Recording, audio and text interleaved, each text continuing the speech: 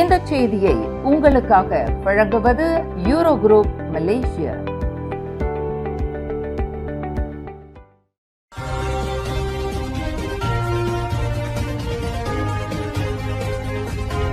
வணக்கம். திசைகளின் 5 மணி செய்திகள். ஜலான் யாயா அவால் தமிழ் பள்ளிக்கு 2 லட்சம் ரிங்கிட் சிறப்பு நிதி.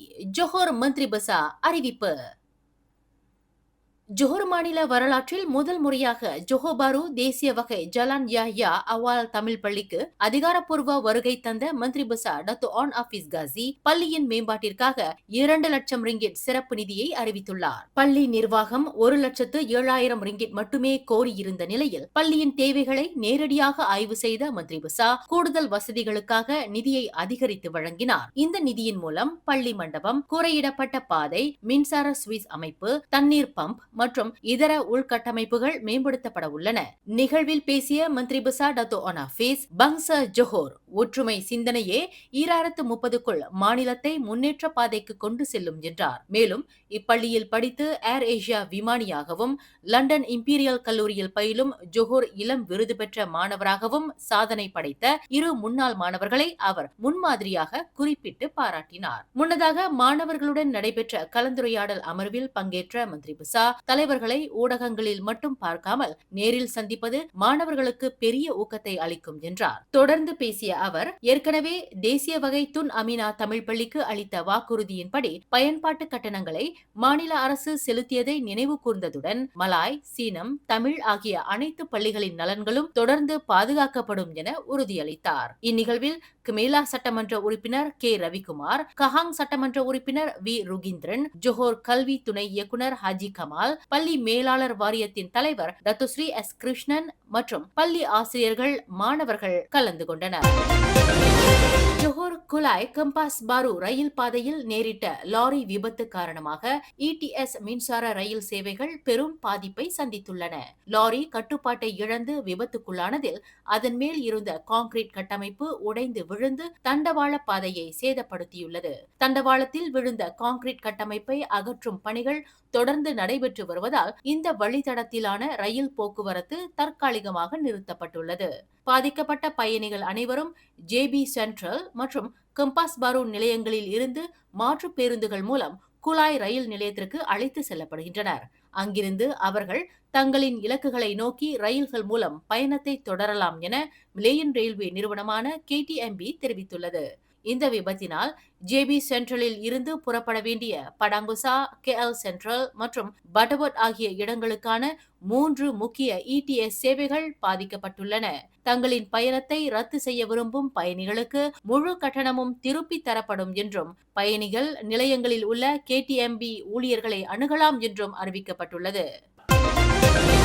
கோலலம்பூர் போலீஸ் படை பிரிவைச் சேர்ந்த 5 மூத்த அதிகாரிகள் ACP எனும் அசிஸ்டன்ட் கமிஷனர் பதவியில் இருந்து SAC எனும் சீனியர் அசிஸ்டன்ட் கமிஷனராக பதவி உயர்வு பெற்றுள்ளனர். கோலலம்பூர் போலீஸ் தலைமையகத்தில் இன்று நடைபெற்ற இந்நிகழ்வை கோலலம்பூர் போலீஸ் தலைவர் டத்து ஃபடில் மர்சோஸ் நேரில் வருகை தந்து புதிய பொறுப்புகளை ஒப்படைக்கும் நிகழ்விற்கு தலைமையேற்றார். பதவி உயர்வு பெற்ற அதிகாரிகளின் விவரங்கள்: SAC பஸ்ரே சகோனி Bukit Aman JSJ D7 பிரிவின் முதன்மை உதவி இயக்குநராக நியமனம். SAC சசாலி அடாம் கோலலம்பூர் குற்றவியல் புலனாய்வு துறை JSJ தலைவராக நியமனம். SAC ஜுல்கார்னைன் சம்சுடின் ஸ்லாங்கூர் மாநில குற்றவியல் புலனாய்வு துறை JSJ தலைவராக நியமனம். SAC கமருசமான் மட் அலி புகிட் அமான் சிறப்பு பிரிவு E1A உதவி இயக்குநராக நியமனம். SAC ஹசலா பச்சோக் புகிட் அமான் ஜிப்ஸ் JIPS பிரிவின் முதன்மை உதவி இயக்குநராக நியமனம். அதிகாரிகளுக்கு பதக்கங்களை அணிவித்து உரையாற்றிய டத்து ஃபடில் மர்சோஸ், இந்த பதவி உயர்வு என்பது அவர்களின் அர்ப்பணிப்புக்கான அங்கீகாரம் மட்டுமல்ல, முழு நேர்மை மற்றும் தொழில் முறையுடன் சுமக்க வேண்டிய ஒரு பெரிய பொறுப்பாகும் என்று குறிப்பிட்டார். PDRM, satu majlis pemakaian pangkat dan juga serah terima tugas diberikan jawatan penting iaitu OCCI dan KJN Kuala Lumpur. Termasuk juga penyerahan tugas Ketua Polis Daerah Dawangi, Ketua Polis Daerah Sentul dan 2 jawatan pegawai rusikan operasi SP dan CID.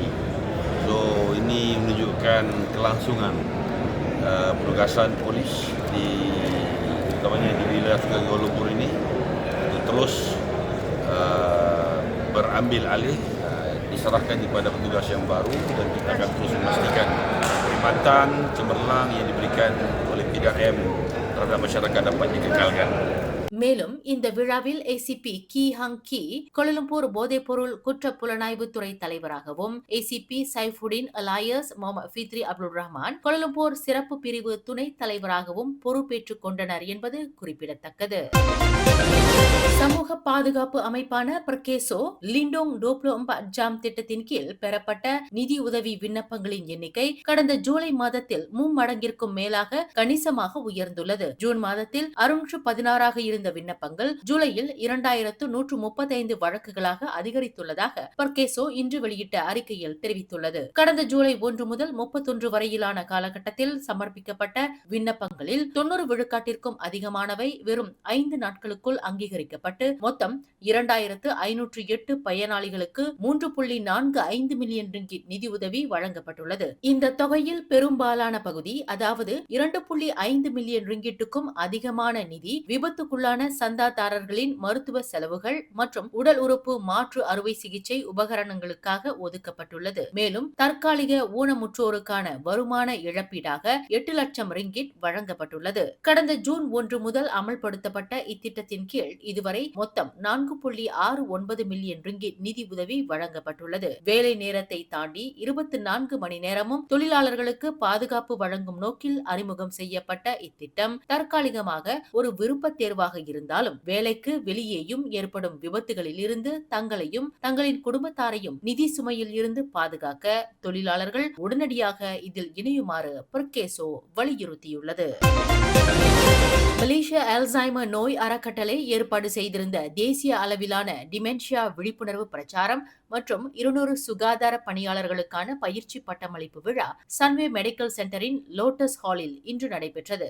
இம்மாபெரும் நிகழ்வை மலேசிய சுகாதாரத்துறை துணை அமைச்சர் Datuk Haja Hanifa ajar தைப் அதிகாரப்பூர்வமாக தொடங்கி வைத்தார். துணை அமைச்சர் Datuk Haja Hanifa தனது சிறப்புரையில் வரும் 2030 ஆண்டுக்குள் நாட்டின் 15% மக்கள் தொகை 60 வயதுக்கு மேற்பட்ட முதியவர்களாக இருப்பார்கள் என்பதால் டிமென்ஷியாவை எதிர்கொள்ள சமூக விழிப்புணர்வும் அனுதாபமும் முறையான களப்பயிற்சியுமே மிக முக்கிய தேவையாகும் என்றார். அமைப்பின் காப்பாளர் புவான் ஸ்ரீ வெண்டி ஆங் பேசுகையில், ஆரம்பகட்ட விழிப்புணர்வை மக்களிடையே அதிகரிப்பதன் மூலமும் நோயை முன்கூட்டியே கண்டறிவதன் மூலமும் நோயாளிகள் கடுமையான பாதிப்புகளுக்கு உள்ளாவதை தடுக்க முடியும் என்று வலியுறுத்தினார். மேலும் முதியவர்கள் தங்களின் இறுதி காலம் வரை கண்ணியத்துடனும் சுயமரியாதையுடனும் வாழக்கூடிய சூழலை உருவாக்குவதே இந்த இயக்கத்தின் நோக்கம் என்றும் அவர் குறிப்பிட்டார்.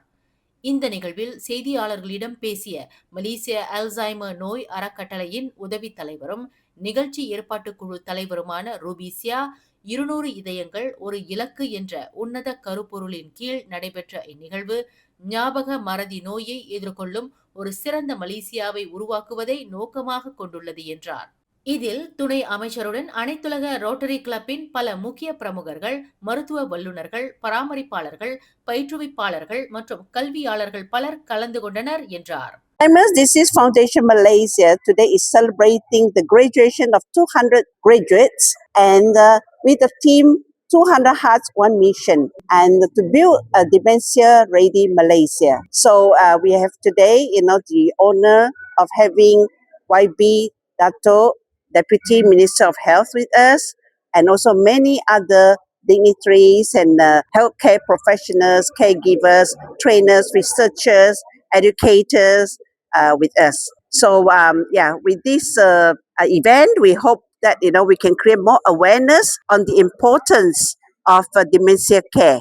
டிமென்ஷியாவினால் பாதிக்கப்பட்டவர்களுக்கு உரிய சிகிச்சை அளிப்பதற்கும் அவர்களை கையாளுவதற்கு சுமார் 200 பட்டதாரிகளுக்கு பயிற்சி அளிக்கப்பட்டுள்ளதாக ரோட்டரி டிஸ்ட்ரிக்டின் டிஸ்ட்ரிக்ட் கவர்னர் ராஜ் மேலம்பரன் தெரிவித்தார். இன்று சன்வே மெடிக்கல் சென்டர்ல ஒரு medical event launching 200 hearts one mission dementia free Malaysian ஒரு ப்ரோக்ராம். இது organise by Alzheimer foundation Malaysia ஒரு ரோட்டரி மலேசியா ஒரு 200 பட்டதாரிய பயிற்சி கொடுத்து அவங்கள கேர் கிவரா டிமென்ஷியா பேஷண்ட் எப்படி ஹேண்டில் பண்றதுன்னு ஒரு ட்ரைனிங். இது டிமென்ஷியா ஒரு மறதி நோய். இது இன்று இது ஒரு விழிப்புணர்ச்சி, அப்புறம் ஒரு பயிற்சி. அந்த பேஷண்ட்டை எப்படி நம்ம ஹேண்டில் பண்ணுறதுன்னு அந்த ட்ரைனிங். ஸோ இன்னைக்கு 200 care givers and care takers பயிற்சி கொடுத்து அவங்க டிமென்ஷியா பேஷண்ட்டை ஹேண்டில் பண்ணுறதுக்கு நாங்கள் ஹெல்ப் பண்ணியிருக்கோம். இந்நிகழ்வின் மூலம் சமூகத்தில் டிமென்ஷியா பராமரிப்பின் முக்கியத்துவம் குறித்த விழிப்புணர்வை அதிகரிப்பதே முதன்மை நோக்கமாகும். இந்த துறையில் ADFM அமைப்பு மிக சிறந்த பயிற்சி திட்டங்களை வழங்கி வருகிறது. இது தொடர்பான பயிற்சிகளில் இணைய ஆர்வமுள்ள அனைவரும் மலேசிய அல்சைமர் நோய் அறக்கட்டளையான ADFM-ஐ நேரடியாக தொடர்பு கொள்ளலாம் என கேட்டுக் கொள்ளப்பட்டுள்ளது. மலேசிய இஸ்லாமிய இளைஞர் இயக்கமான அபீம் தனது 55வது ஆண்டு நிறைவை எட்டியுள்ள வேளையில் அதன் தியாகம், நேர்மை மற்றும் மாணவர் செயல்பாட்டு லட்சியங்களை நிலைநிறுத்தி வருவதற்காக பிரதமர் டத்து ஸ்ரீ அன்வார் இப்ராஹிம் தனது மனமார்ந்த பாராட்டுகளை தெரிவித்துள்ளார். அபீம் இயக்கத்தின் முன்னாள் தலைவரான பிரதமர் அன்வார் தனது முகநூல் பதிவில் இந்த மைல்கல் சாதனை என்பது தியாகம், இரக்கம் மற்றும் அசைக்க முடியாத நம்பிக்கையின் மீது கட்டப்பட்ட ஒரு பாரம்பரியத்தை பிரதிபலிக்கிறது என்றார். இந்த இயக்கம் வெறும் சமய போதனைகளை தாண்டி நலிவடைந்த பிரிவினருக்கு ஆதரவளித்தல், எதிர்கால தலைமுறையினரை தரமான கல்வியின் மூலம் உருவாக்குதல் மற்றும் மனித கண்ணியத்தை நிலைநிறுத்துதல் போன்ற சமூக மேம்பாட்டு பணிகளில் ஆற்றிய பங்களிப்பை அவர் வெகுவாக பாராட்டினார். அபீம் இயக்கம் தனது 55வது வயதில் வலுவான சிறப்பு அம்சங்களுடன் சமூகத்திற்கு தொடர்ந்து அடைக்கலம் தரும் ஒரு ஆலமரமாக திகழ வேண்டும் என்று வாழ்த்திய பிரதமர், இனிய 55வது ஆண்டு நிறைவு வாழ்த்துகள் அபீம் என்று தனது வாழ்த்துக்களை நிறைவு செய்தார். தீயணைப்பு மற்றும் மீட்புத்துறை வரும் நவம்பரில் எதிர்பார்க்கப்படும் கடுமையான சூப்பர் எல் நினோ வெப்ப அலையை எதிர்கொள்ள தனது செயல்பாட்டு உபகரணங்களை பலப்படுத்துவதில் தீவிர கவனம் செலுத்தி வருகிறது. இதன் முதற்கட்டமாக காடுக்குள் விரைந்து சென்று தீயை அணைக்கும் வகையில் 80 தீயணைப்பு பம்புகள் பெறப்பட்டுள்ள வேளையில் இந்த மாத இறுதிக்குள் மேலும் 40 பம்புகள் மற்றும் 4 சக்கர வாகனங்கள் துறைக்கு வழங்கப்பட உள்ளன. தென்மேற்கு பருவமழை மற்றும் எல் நினோவினால் ஏற்படும் காட்டுத்தீ போன்ற சவால்களை மிக விரைவாக கையாளுவதற்கு புதிய செயல்பாட்டு தளவாடங்கள் தங்களுக்கு பெரிதும் உதவும் என தீயணைப்பு துறையின் தலைமை இயக்குனர் டத்து ஸ்ரீ நூர் இஷாம் முகமது தெரிவித்துள்ளார். மேலும் செய்திகளை தெரிந்து கொள்ள கீழே இருக்கும் பெல் பட்டனை அழுத்துங்கள். உங்கள் மகிழ்ச்சியை வெளிப்படுத்த லைக் மற்றும் ஷேர் செய்யுங்கள். தொடர்ந்து திசைகளோடு இணைந்திருக்க சப்ஸ்கிரைப் செய்யுங்கள்.